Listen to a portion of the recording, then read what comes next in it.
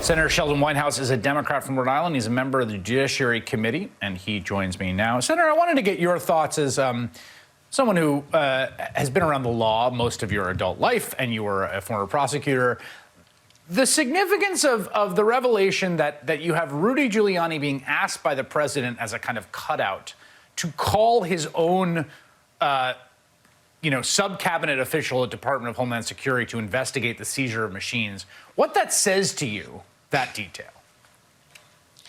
Well, I think it would certainly add color to any prosecution. The hand ripping of documents and the weird Giuliani election machine errand. But I suspect that the heart of any case will likely be down in Georgia, where the effort by the Fulton County grand jury is proceeding, and to which the Jeffrey Clark, remember the DOJ guy who wrote the letter to undo the Georgia, whatever is being looked at with respect to that Jeffrey Clark episode points down to Georgia. And then you have these electors who filed false elector ballots, which is a pretty straightforward, I think, 18 U.S.C. 1001 false statement violation.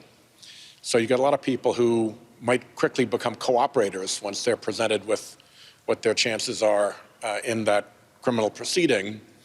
And all of that adds together, I think, into a pretty rich mix of evidence and witnesses who are a lot more credible than Rudy Giuliani.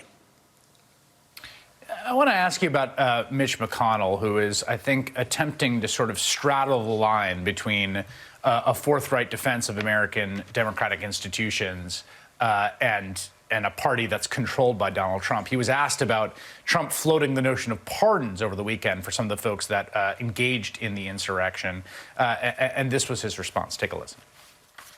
What we saw here on January the 6th was an effort to prevent the peaceful transfer of power from one administration to another. 165 have pleaded guilty to criminal behavior. My view is I would not be in favor of shortening any of the sentences for any of the people who pleaded guilty to crimes. What do you think of that? I think he's right. And I think he's trying to create some distance between himself and Trump. Mitch tends to play the long game, and I don't think he wants to bind himself to Trump in such a way that when, as, and if Trump collapses, Mitch goes down with him.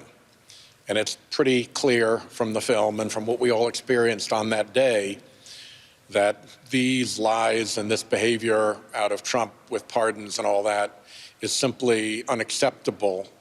And you can be as partisan and cynical as Mitch McConnell and still feel that way. So that's a pretty strong benchmark.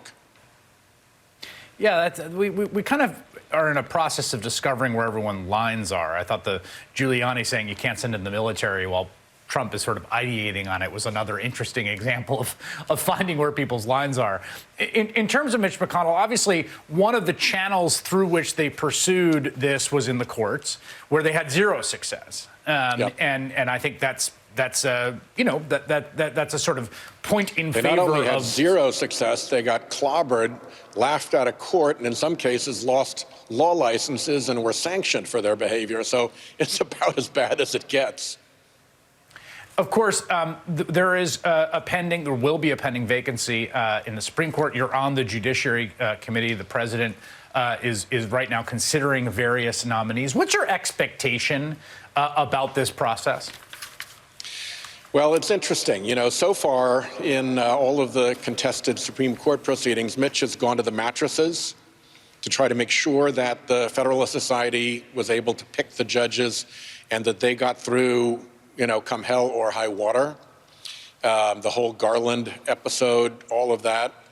It's interesting, though, now he's packed a 6-3 court. And it's not clear to me that what Mitch McConnell wants is a lot of controversy and attention around the court. He's got the court he wanted. It is a 6-3 Federalist Society majority. It is already starting to deliver for the big donors. So creating a whole lot of ruckus around it is a little bit like drawing attention to the house in which you've already got your burglars operating. It's not clear that that's in any, that may not be in your best interest. Right.